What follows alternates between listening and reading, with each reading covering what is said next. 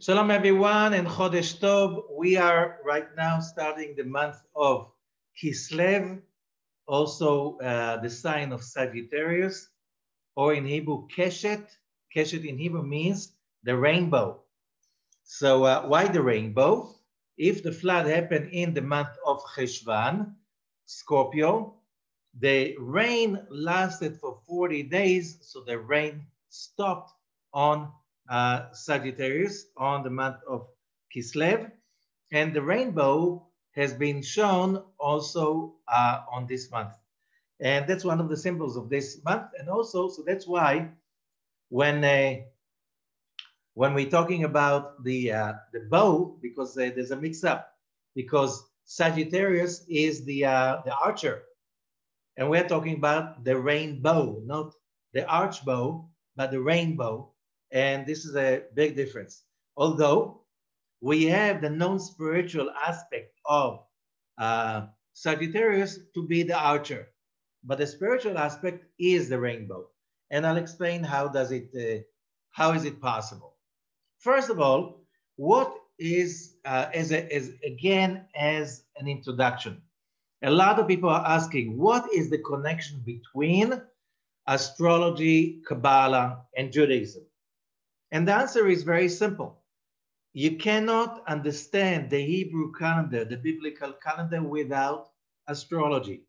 All the holidays, all the months, all the order of the months, everything is astrological. Of course, people are really kind of upset trying to get astrology and Judaism and the Torah together. Why? Because what astrology has become something that is very, very shallow and not serious. All of this stuff that you find in newspapers, that has nothing to do with the astrology we're talking about. The astrology we are talking about is, you can find it in the book of Genesis, when we have the story of the birth of the 12 sons of Jacob. And the Zohar is teaching us that each one of these sons is basically the story of his birth, his naming, the blessings he's getting from Jacob and later on from Moses, the way he camped in the desert. It's all secrets of astrology, secrets of astrological forces that are around us and affect us, and we have to be aware of them in order to achieve the best as we can. Also, when we are, another example is the book of Numbers with the camping of the tribes. Why is it so important to describe, to tell us so many thousands of years later about which direction every tribe was camping? And that's also astrology, because as they camp in the desert, if you read the beginning of the book of Numbers, and it says that the tribes are camping with their signs, otot in Hebrew.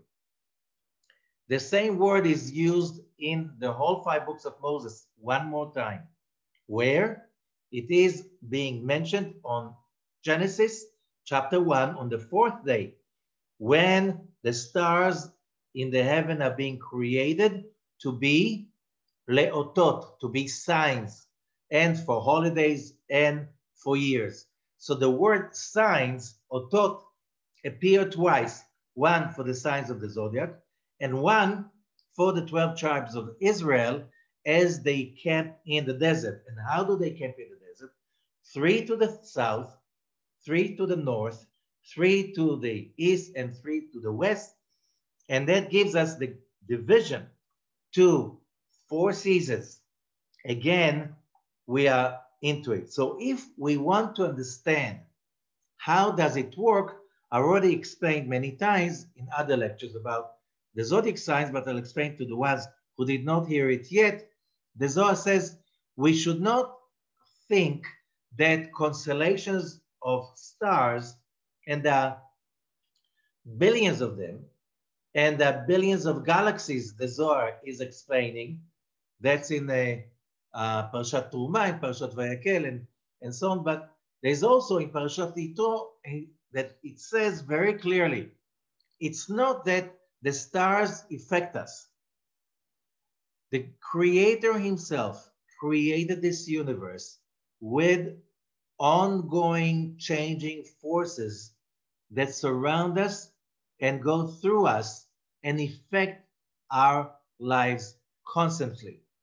Okay? If we want to understand those forces, first of all, we can look at the stars to understand the forces. How?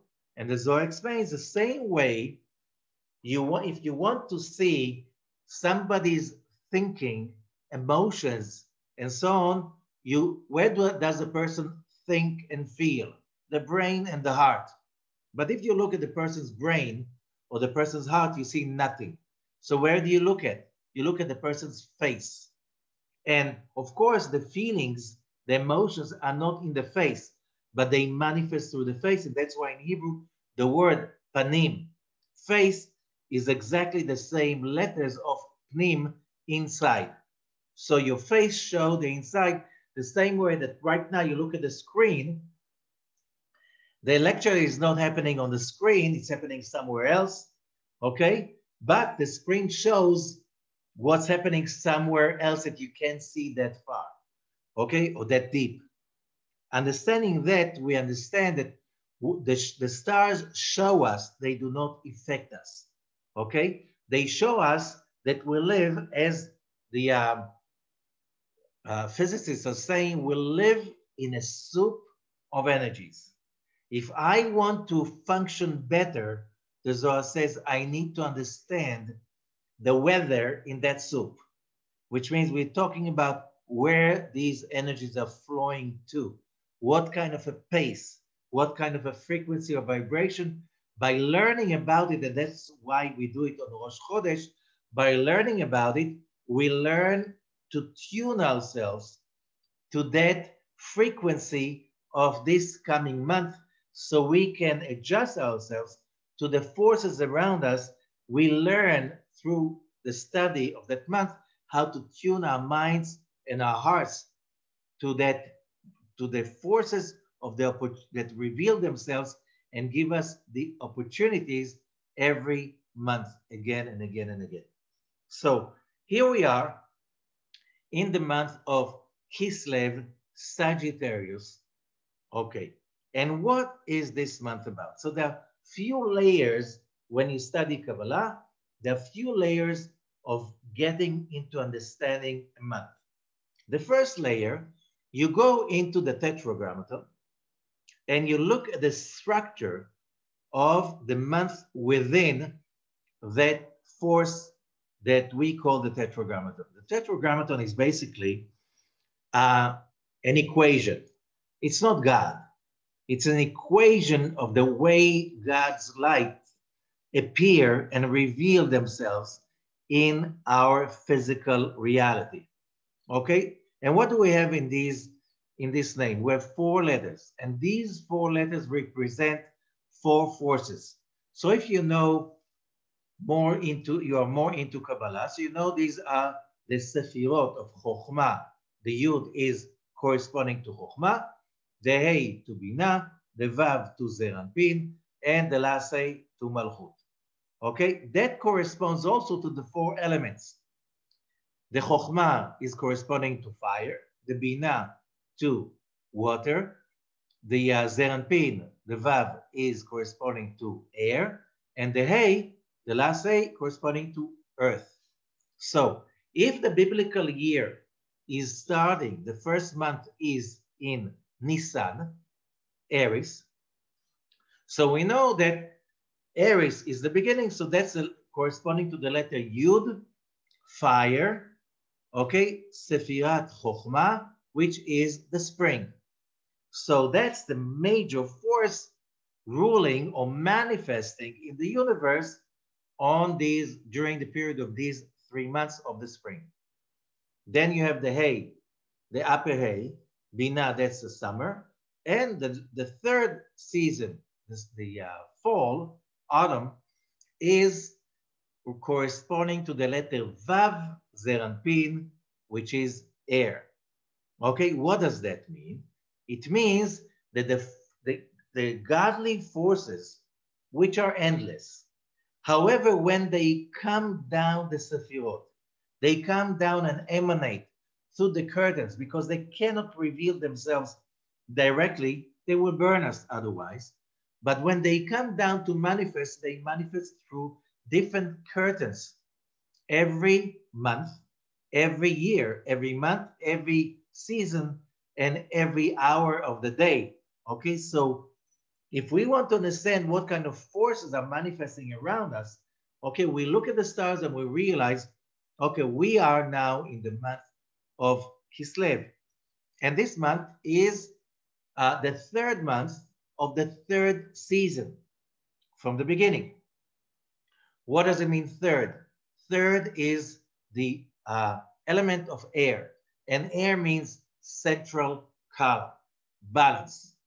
So we know that this is one of the reasons why when we look at people who are born under the influence of Sagittarius, okay, the month of Kislev, we have here double air.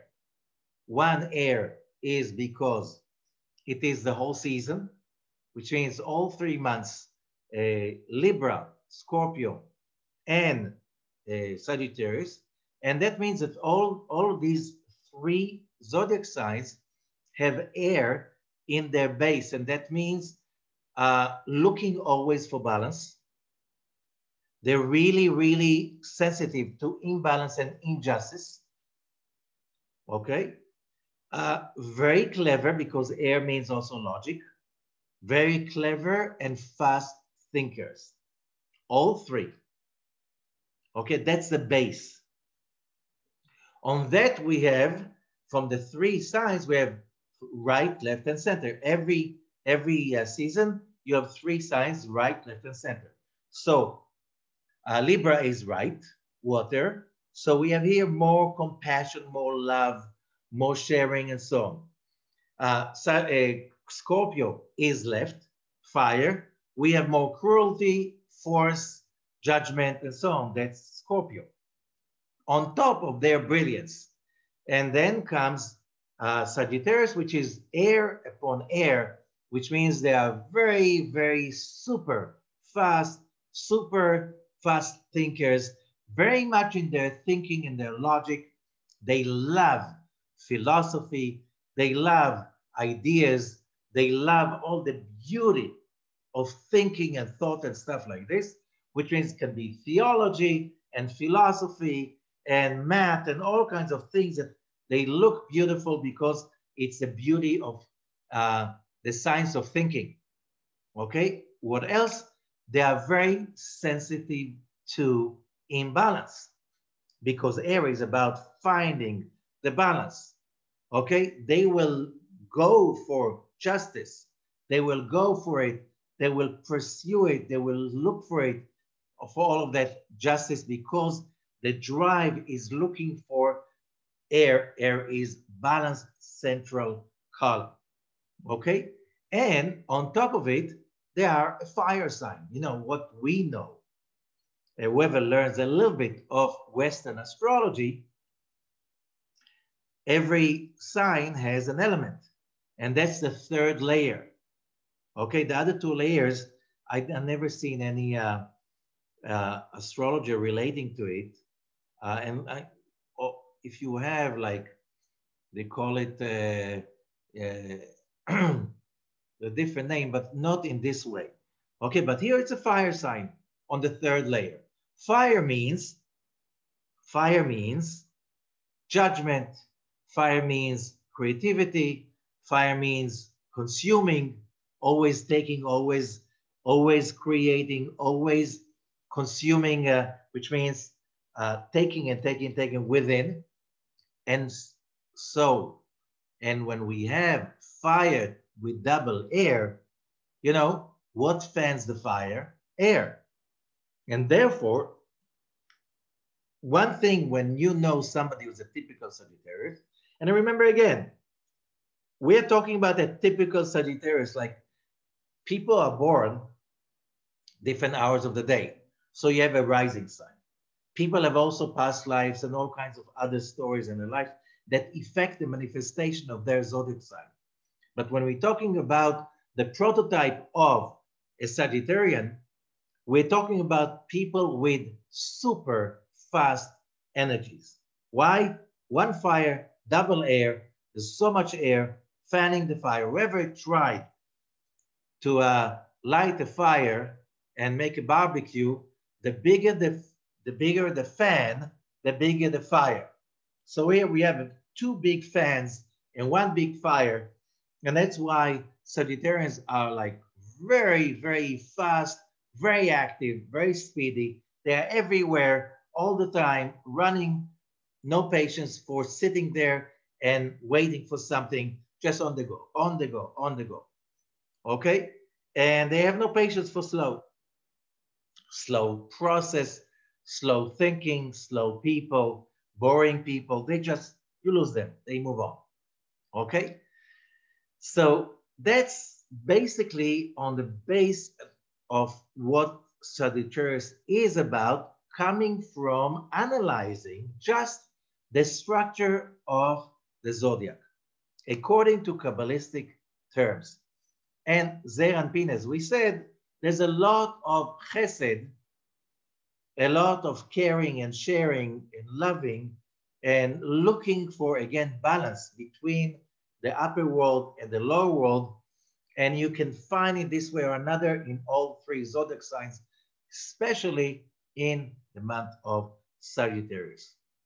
As I said, that gives us one layer of the forces that create that energy that manifests as Sagittarius. Okay, now, but we look at it as a month, not just as people, because as the month is starting, and in the Hebrew calendar, the month, the zodiac sign is starting when? On the new moon of that sign. Among the Western astrologers, there's a problem. Why? Because they don't agree always about what is the first day of when the sun moves into, because there's no boundaries in the sky. So how do we know when that sign is starting? Okay, is it when we astrologers decide this is the width of the constellation, the zodiac constellation? Do we take automatically the whole 360 degrees and divide them equally to 12 regions and do it artificially? That's not so clear. In the Kabbalistic astrology, that's very simple. Every Shabbat that comes before the new moon, in every synagogue around the world, the congregation declares the moment of the birth of the new moon and declares when is the date of the beginning of the month.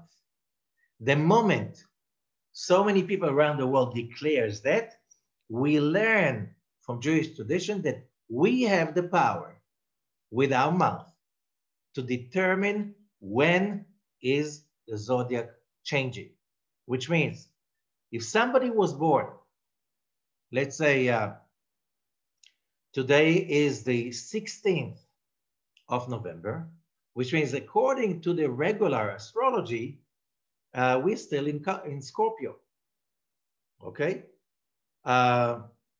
Sagittarius will start at around the 21st, okay? So whoever is born today or tomorrow, on the next day, they are Scorpions.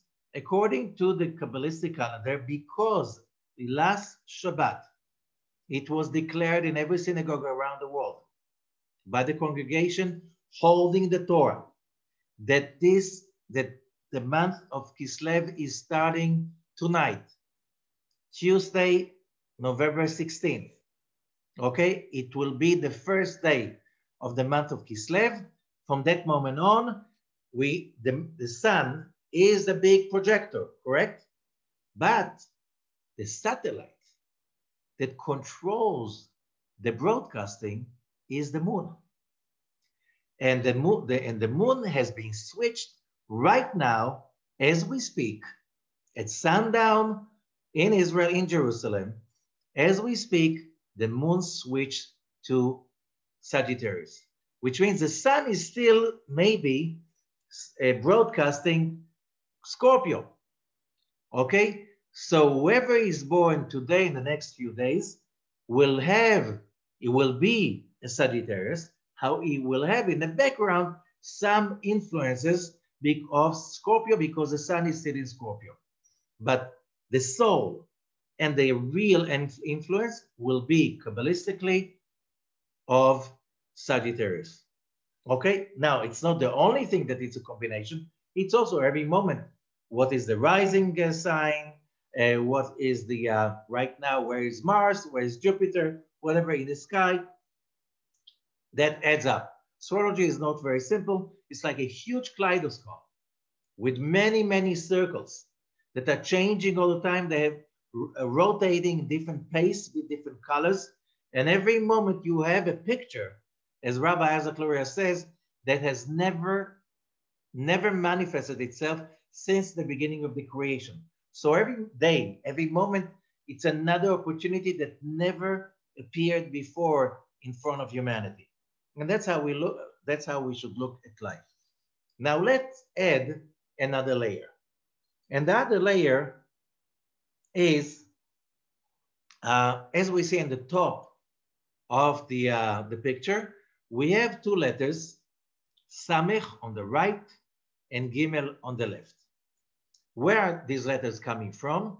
According to the book of formation, Sefer Yetzirah, that tradition relates it to Abram the patriarch, who was a great astronomer, the greatest, and a great astrologer in ancient Sumer, okay, in the ancient Babylonia.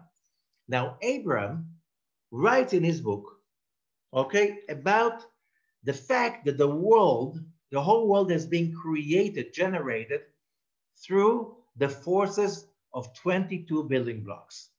These 22 building blocks, 22 frequencies, okay, and we know according to modern science since 1984 that really the universe is structured of 22 building blocks that are divided into 12 original particles that are not really particles, they're vibrations, okay? Those 12 are called in 12 original particles that all matter in the universe is made of them, the quarks and the leptons, and they are divided into 6 and 6, okay? 6 plus and 6 minus.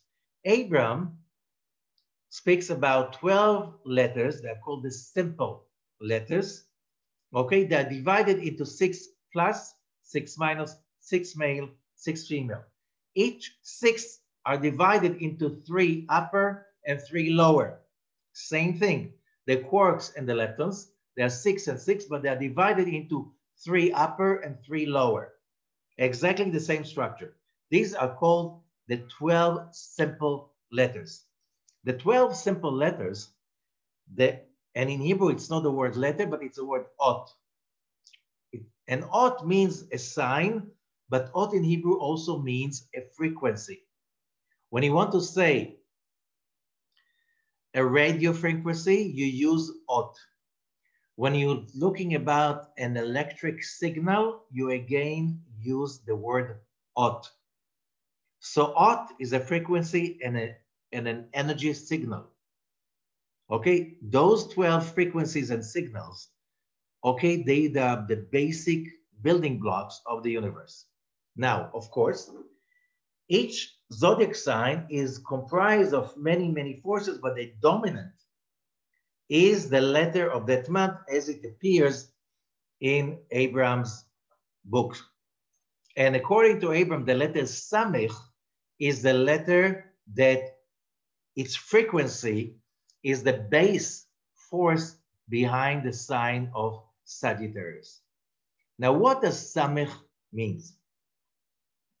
The Zohar speaks about it in the introduction to the Zohar. There's a whole amazing essay about the secret of the Hebrew letters and how they've been created and what each one of them, what kind of forces it represents. The letter Samech is representing Samech in Hebrew means support. And it's coming from, the Zohar brings in, Somech Noflim. It's from Psalms, Somech Noflim, the supporter of the ones who fell. Noflim, Nofel means fall. The letter Nun for Nofel was the letter for Scorpio. When we arrive to the month of Sagittarius, there is some condolences in this month. It's kind of a support system for the people who were simply stepped on and crushed during the month of Scorpio. Scorpio is not an easy month. It's a boot camp. Scorpio is a scorching, like, it's a very strong boot camp. A lot of people come out of Scorpio very, very fallen, okay? Sagittarius is about the appeasement of like, it's okay. It's not that bad. You didn't fall that much. It's going to be okay. It's like this sense of optimism and hope and the sense of it's not that horrible what happened in the previous month. This is what Samech is about.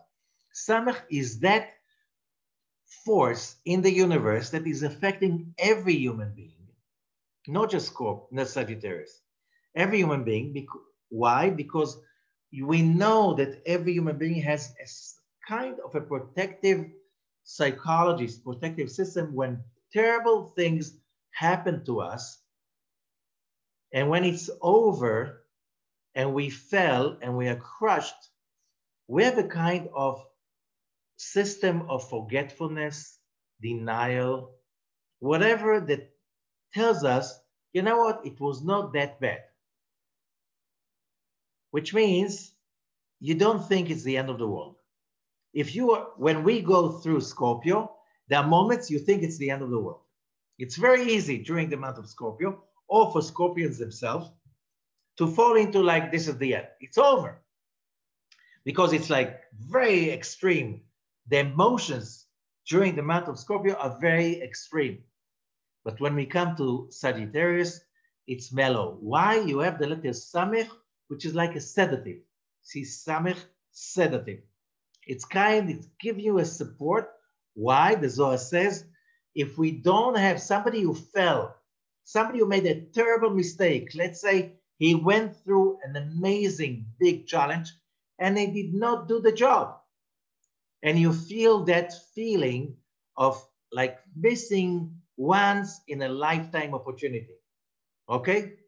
So during the month of Scorpio, it's like you feel like it's the end of the world and now there's nothing beyond that. When you come to the month of Sagittarius, you think, then again, maybe it's not that bad. It's not that bad. No, it could be okay. It's not too bad. That's the energy of letter Samech. Without the energy of the letter Samech, you make a mistake, you can't get up anymore. So letter Samech is very important for people because everybody makes a mistake. Sitting and dwelling on your mistakes, it's not going to help you. Fixing it because you have no choice, you have to fix it. We are in the Tikkun, and the Tikkun process is about, if the end is well, all is well. And if it's not the end, okay, if it's not well, it's not the end. Very simple. There will be another opportunity. This is what the letter Samech is about. There's another opportunity. It's not that bad. That allows people to get up and try all over again. Optimism, the soothing effect of the letter Samech makes this month a month that is much easier. Okay? And now we add to it the letter Gimel. Now, if Samech was Somech Nuflim, supporter of the fallen ones, Gimel is Gomel Dalim, which means giving grace to the ones who does not have, to the ones who are poor. Now, the letter of the month of Cheshvan, Scorpio, was the letter Dalet, which means the poor. And that's why the people of the month of Scorpio, Scorpions are always hungry. Because that letter Dalet and that noon of falling, you're always hungry because it will never be enough. You always feel you have to get some more control, more power, more energy, more and more and more and more. You're always hungry.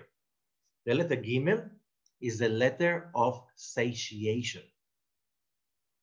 And it is the letter or the frequency of the planet Jupiter, Tzedek. Let's read a little bit about the planet Jupiter in order to understand the frequency of this month. Okay, so the Sefer Yetzirah is saying, Himlich od Gimel, the creator, gave reign and power to the letter Gimel. Kashar lo keter, gave him a crown, Vetzar bo, and formed with that letter Gimel the force which we know as the planet Jupiter. Okay, what does that mean? So the Rabbi Abraham ben David of Puskiris, some 800 years ago, okay, in Spain, he said, Vesambo koach shalom, and he gave him the force of peace. The month of Sagittarius and people who are Sagittarians, they don't like to fight. They don't like to fight. If we're talking about Scorpions, that's a letter Dalet, which is Mars. Without a fight, without a war, they can't. It's like, if there's no war, they'll initiate one. Okay? This is the opposite. This is Gimel. This is Gimel Gomel Dalim. We know the satiated people do not initiate war. What for? Like, satiate, rich and prosperous communities do not initiate wars. Okay? Only the ones who experience lack. Always the ones who feel they are mistreated, they don't have enough. The moment you feel that you have a lot and you play golf and you have nice dinners, why would you go for war? Are you crazy or something? Okay? Shalom. And shalom is not just peace. Shalom is in Hebrew completion. The feeling that you are completed. Why? Because you're connected to the letter Gimel. And the letter Gimel, if you look at the shape, how do you write the letter Gimel? The scribe writes the letter Vav, and the letter Vav is the pipe, the vehicle to connect to the upper walls. And then he sticks the letter Yud at the bottom. And the letter Yud means power. Yud is 10 sefirot of power. So here's the Vav, brings down to this world 10 sefirot of power. The moment you have an influence of the letter Gimel, it means, wow, the world is amazing.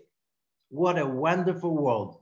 You know the song, what a wonderful, that's totally, the energy of that song is just the letter Gimel. Everything is, what a wonderful world. That's what Sagittarius is about. This is where Jupiter is about. Mikoach HaChesed, from the force of Chesed, loving kindness. Vesigel bo al Chesed v'yosher. So the energy of this month, because of Jupiter, is during grace and honesty and justice, v'tzedek v'anava, and humility. U'ma'asim tovim, and good deeds, v'shem tov, and good reputation. Uval din shel chesed, it's always about doing what is good and what is positive. Okay? This is very important to understand, because this is the energy that is behind this month. Okay? This is the energy that is behind this month. And that means that if you know, in English, there's a saying about Sagittarians, they don't have a mean bone. Why would you have a mean bone if you are having the Samech and the Gimel this soothing energy of satiation, that even though you made a mistake, you know what? Things are going to be better. And you see people of the month of Sagittarius. I just met a lady a few days ago, and we spoke about zodiac sign and spoke about it, and she said, like, this is amazing. That's exactly my son. He's always trusting the good. He's always optimistic. Many times I think he's careless. He's not responsible. He says, Mom, don't be worried. It's going to be okay. And it's being okay. And I don't understand how. Always, it's like these guys are the luckiest people in the world, Sagittarius. And they know it. You know why? When you think good and you're positive and you love people and you care for people and you're always thinking positive and you're always thinking on beautiful stuff, you just bring it in. And science is proving it that optimistic people are right. People are optimistic, they live longer, they're healthier, they're richer, they are more lucky. And it's like this, although pessimistic people are also right. They live shorter, they have less luck, they have more troubles, and so on. So if you decide to be positive and optimistic, you bring in positivity, and there's no optimistic like a Sagittarian. Why? If this is the kind of energy that is going through you, this is what you are. Okay, so you have good reputation. People love you because they know you're always positive. You never hate. You never get really angry. You're always positive. Ne'eman, loyal. Chokhmat Torah and the wisdom of the Torah. And Sagittarius always looking for spiritual wisdom. They love the Torah because they love wisdom. They love everything that is above the mundane. שנאמר בתורת חסד הלשון העין, they love wisdom not just to spite. You know, some people, they're very sharp, wise and so on, to spite you. No, for them, wisdom is something to soothe and to beautify and to make things beautiful. Okay, and also, therefore, they're very good in trade, very good traders. And they are very lucky in everything of trade, which is every business and making money and richness, because they have the money and good hope of chesed again, loving kindness, and the happiness, celebration, and of celebration. They love to celebrate, and marriage, and shows about pregnancy, and shows about successful children. If you think like, you know, the Rabbi is right now, it's like he's a meditative. It's like he's kind of taking us to that meditative state of this month. Okay, velo hashalom ve'ashalva. He has the peace, shalom, peace coming from the word of completion, ve'shalva, and serenity, ve'bitachon, and security from any fear, and loves with his grace and loves the loyal ones. V'yishuvito, he chose about, you know, settling in a good place, in a good neighborhood, nice homes. This is the beginning of Bria. I'll explain what does it mean. And finding grace and serving the Creator, the King of all kings, God. And always looking for the good side, okay? And a lot of crops, and peace of the city, and loving friends, and healing of the sick, okay? And the peace of the ones who are in jail. It's all about good luck, which means the moment the month of Sagittarius is starting, good news, good stuff is going to happen, okay? And we'll finish. ולא מן האנשים הנכבדים, ונושאי הפנים והחזנים בבתי כנסיות. It's like respectful people, people that do have respect. You know, these are the kind of people that love to go to a house of prayer that is beautiful, with beautiful music, because it's their kind of life, law of bliss and plenty. Okay? And prayers and begging from the place of trust and faith with God. It's also about expensive. When things are expensive is because when people trust, right? One of the things, if you want to know what's going to be in the market, you check people's trust in the market. It's like there's a measurement like this, okay? This month people trust, okay? And so we're talking about good stuff. Now that I think that we got the frequency and the energy, now we can go one step above. Samech and Gimel, they're not, if you know Kabbalah, they're not just about the frequency of happiness, fulfillment, grace, doing good to others because everything is amazing and great and fulfilling. Samech Gimel is also a number. It's a number, and this number is 63. Samech is 60, Gimel is 3. 3, right, left, and center.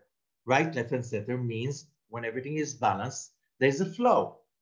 But when you bring the 3 together with the Samech, 60, you get 63, which is a totally different level. And what did we say? We have 4 universes that are the basic universes of our reality. Okay? We spend our thinking and our consciousness is on the 4th, the lowest of them all, which is called Olam Asiya. Olam Asiya, Malchut, has also a number. And this number is when you write the name of God, the Tetragrammaton, fulfilled. When you say Yud, it's a letter Yud, but when you say Yud, you hear Vav Dalet. So when that expanded, you have also Vav and Dalet. So when you write it, Yud, Yud Vav Dalet, Hey, Hey and Yud, Vav, Vav Aleph Vav, and Hey, Hey and Yud, together the numerical value is 63, and that's a tetragrammaton that represents the frequency of Olam Bria or Sefirat Bina. What is Sefirat Bina? What is Olam Bria? Olam Bria, for us humans, mortals that live on earth, this is not just the world of spirituality, which is Olam Yetzirah. This is the world above it.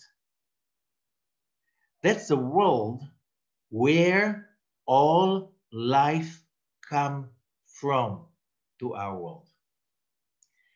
There are many ways to look at it. But that another way is when we're talking about the 10 Sefirot, the 10 Sefirot. So the lower Sefirah is Malchut, corresponding to Olam Asiyah, the world of action, the world of Tikkun, the world of correction, the world that we are part of, okay? And this world is needy because in our world, there's not so much light. That's why we're always on the go looking for light, okay? The world above us is the world of spirituality. What does it mean? When we walk the talk and we walk the road of spirituality, of going above and beyond our physical limitations, that's when we share, when we care, when we meditate, when we raise our consciousness, when we go against the body consciousness to a higher level of grace and expanded thinking outside the box.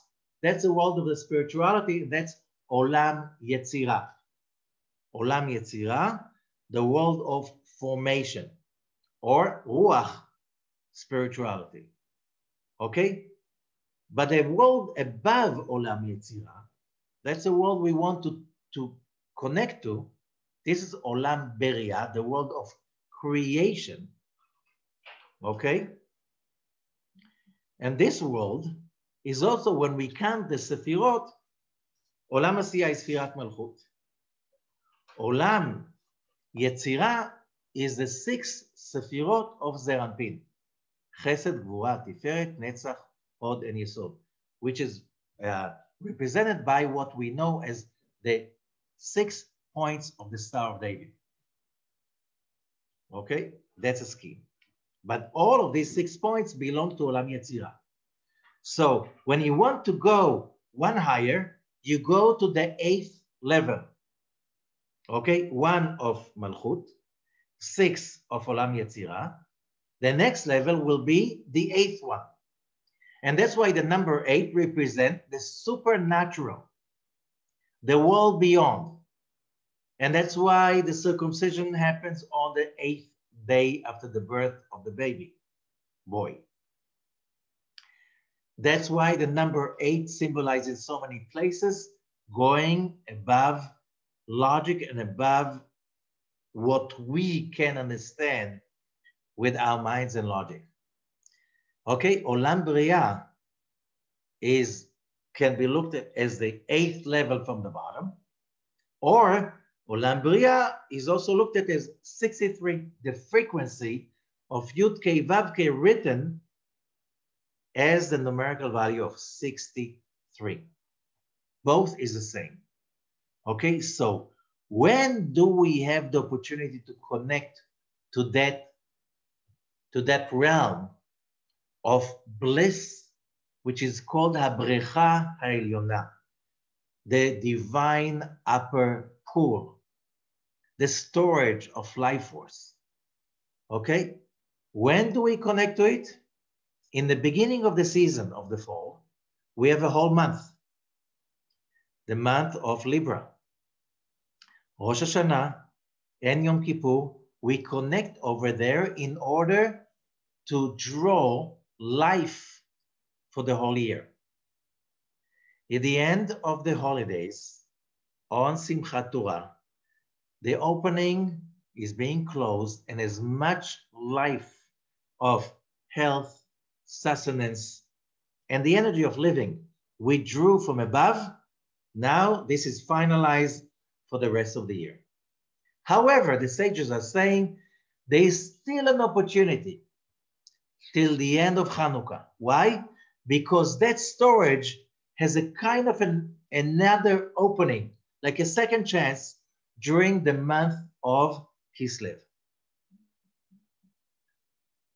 Okay?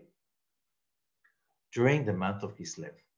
And that means that during this month, there's this energy that is available, that feeling of what a wonderful world. It's the energy of Bria, Olam Bria, the source of life, the upper pool that is engulfing us. We just have to pick it up.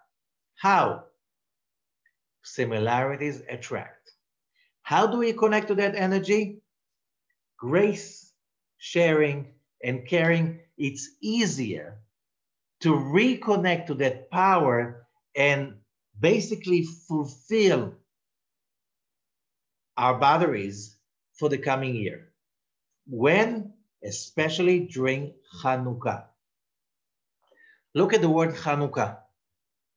The sages are saying, if you look at the word Hanukkah, you can find in the letters Hanukkah, Chana, okay? And one of the major stories of Hanukkah is a story about Chana and her 7 sons.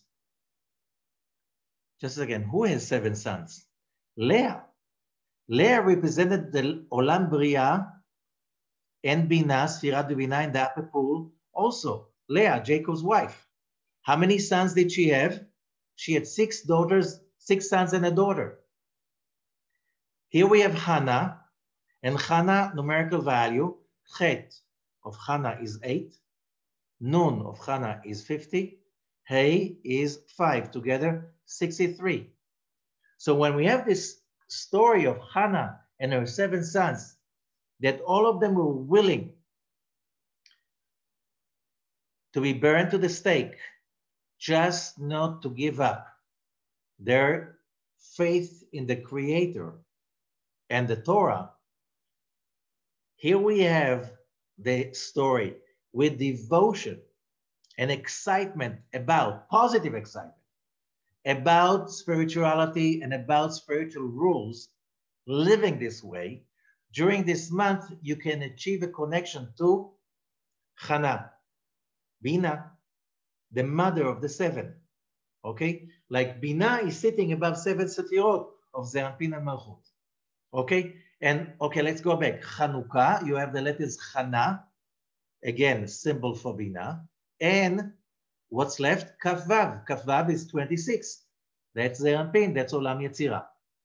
So here we have again that Hanukkah, which is 8 days, again, 8 days, we reach that level of the 8th.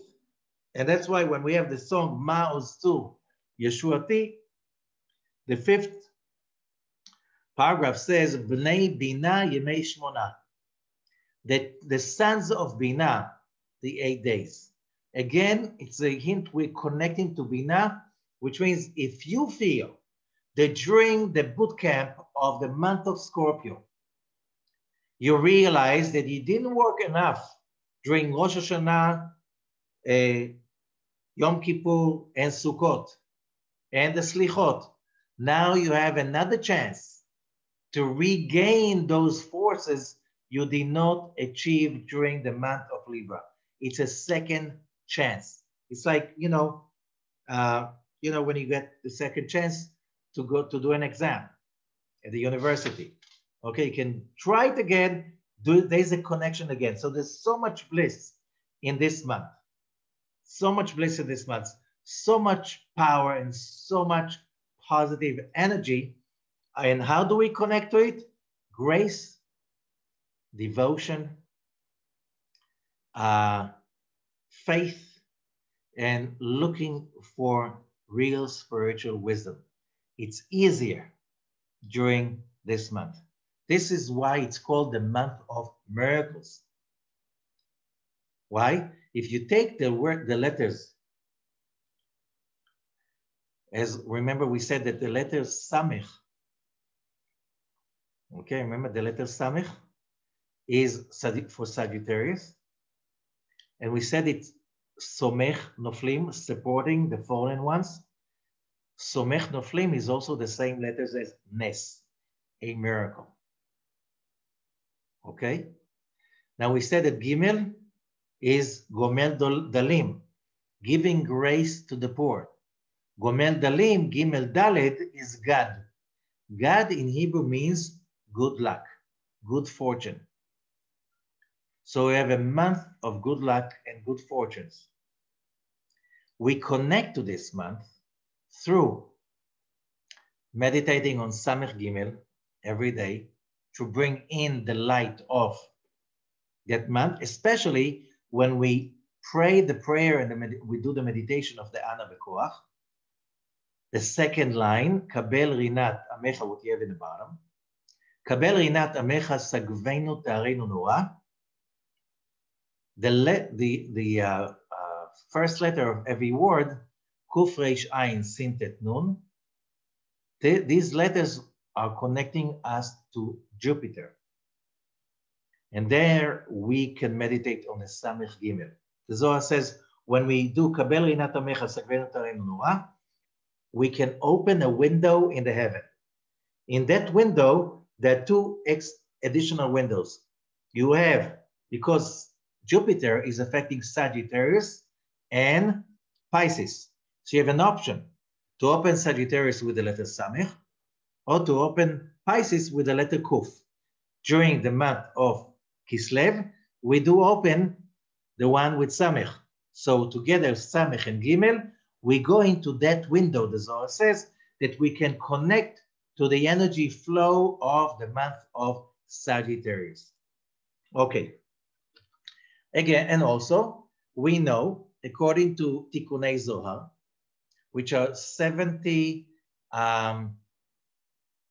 teachings about the creation of the universe in the Zohar, based on the word Bereshit, the first word of the Torah.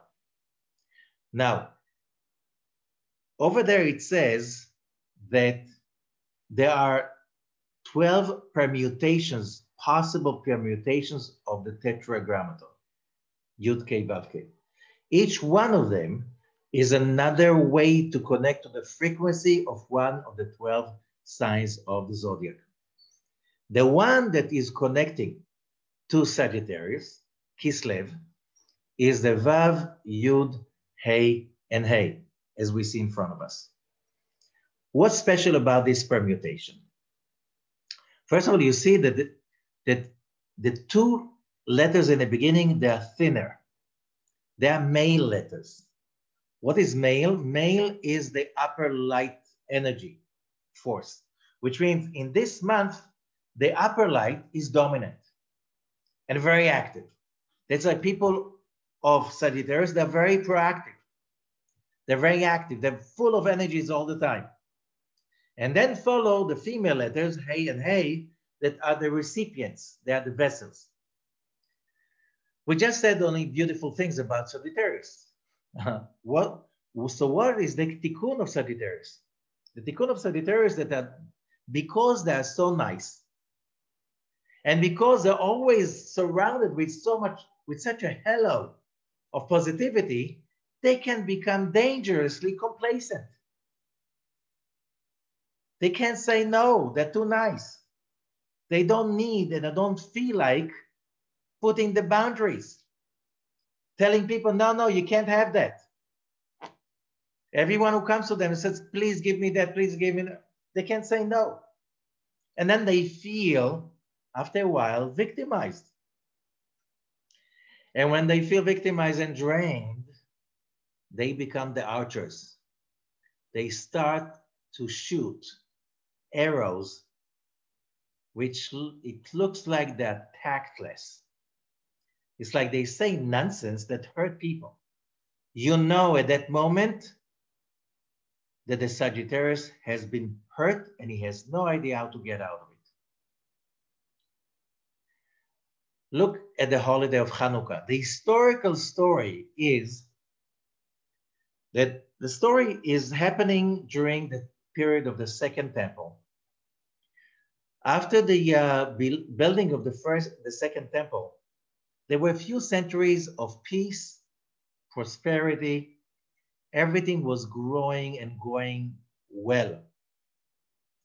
In the beginning, there was the Jerusalem and its surrounding, what was called at that time Judea, was under Persian rule, and the Persians were very fair, and they had no religious problems with Judaism, and they were very fair, and it was prosperous. And then Alexander the Great took place, and he also was very fair and gave autonomy to that little province that was called Judea. And whoever ran the province were the teachers and the priests. So it was kind of a theocracy that when we're talking about the time of Ezra and Nehemiah, they created a nation that every child 3 years old had to go to the Cheder to study Hebrew, read and write and learn the Torah. Everyone. So if you're talking about at the same time Athens was a place of the philosophers, how many of them were they? There were a few hundred living on the backs of 5,000 slaves. Okay, that was Athens. There were no slaves in Judea. They were only middle class, almost only middle class. Every family had its own business, its own farm, and there were no big rich people, not very poor people.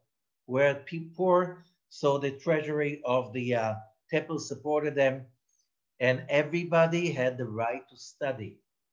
And when it was a dry season, everybody studied, even the grown-ups. And everybody was supposed to go to the city, to the main city, on Mondays and Thursdays in order and to listen to the Torah. It was a nation of wisdom, not just a few hundred of them, from the bottom to the top. Okay, so there was grace, and there was prosperity, and there was peace. You know what happens when there's prosperity and peace? You come to a place of complacency, and you forget where all of this prosperity coming from. That it's all coming from the upper world. and from faith and honesty. And you start to kick the bucket that you are drinking from. Just think about our generation. Not long ago, 75 years ago, World War II was over and the Cold War started. People gave their lives for freedom. People, millions of people sacrificed their lives and everything. They gave everything they had just to achieve freedom for humanity. Okay? Freedom did not come easy. People fought for the values of the Bible: honesty, respecting the creation and the creator, family, society. That were the values that basically created the economical boom of the 50s, the 60s, the 70s, the 80s. And what happens next? You forget that all of that came because of personal sacrifice of millions of people that with devotion and faith were fighting for these ideas.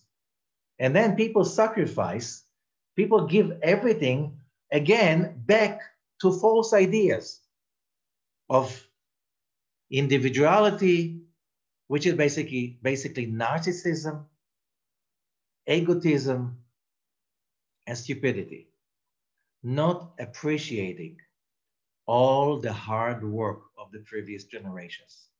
So you get another generation that think, with entitlement. I don't need to work. I just need to get it because I wanted to. I don't really want to work hard. I'm not going to give so much of myself in order to receive a career or success. And when you reach that place of complacency, someone will take your freedom. Because if you have something really precious and you're not willing to fight for it, someone will be there to take it away from you. And when you wake up, it will maybe be too late. Maybe too late. That's what happened when the Greeks came and said, everything is great, guys. We're all friends. We're all equal. You guys in Judea, why don't you join the Hellenism? We have beautiful art. We have beautiful music. We have sport and gyms. You just have to give up your stupidity of those nonsense ideas of honesty and humility and stuff like this, and you just celebrate with us. Hellenism. No values of family, no values of loyalty, no faith in one God. It's all about worshiping your lowest desires and urges. If you feel like doing it, just go on and doing it because you feel like. And what happened was there was a fight between the Judeans, between the Maccabees, who were really saying, if you want to receive the spiritual world, you have to put the physical world in its place because everything is really spiritual. That was the basic idea of Judaism. While the Greeks were saying, there's nothing spiritual. Everything is logical, everything is body, and you live only once, and you have to enjoy as much as possible with your five senses and your body. And if you don't see it, it doesn't exist. And how come the Jews have a God that cannot be seen? They couldn't even understand what is this unseen God of the Jews. Are you crazy or something? Where is your God? How does he look like? Our God is endless energy and he has no shape. What are you talking about? So this God does not exist and you have to believe in our gods and to worship our gods. Otherwise, you'll be executed. And those people realize that it's like either you die or you die. Not being able to connect to the upper realms is death. So those people went to fight for their own spiritual freedom. They achieved that huge miracle that few people, remember, we're talking about a nation that did not held to weapons for centuries. And they started the first ideological guerrilla war in history of humanity. And the few won against one of the strongest and biggest empires with one of the most powerful professional armies in the world. How did they do it? That was mind over spirit over matter. And that's why Hanukkah is all about overcoming. You want to connect to the real source of bliss, fulfillment, happiness, health, and real prosperity. You have to overcome your body. You have to overcome those low frequency desires, sexual, food, power, ego, whatever. These are the rules of the Torah. When you're willing to give up all the physical, you gain the spiritual and you also gain control over the physical. And you reach the 8th level. You reach Olam Bria and you pour and you pull from there what the power that is called a miracle. What is a miracle? Going out of the physical nature. We humans, that's our birthright. And if we don't follow it and if we do not demand it every day of our lives, we're missing the point. And that's what this month is about. Thank you so much. And have an amazing, successful, powerful, spiritual month. Rabbi. Thank you, Shaul. Thank you.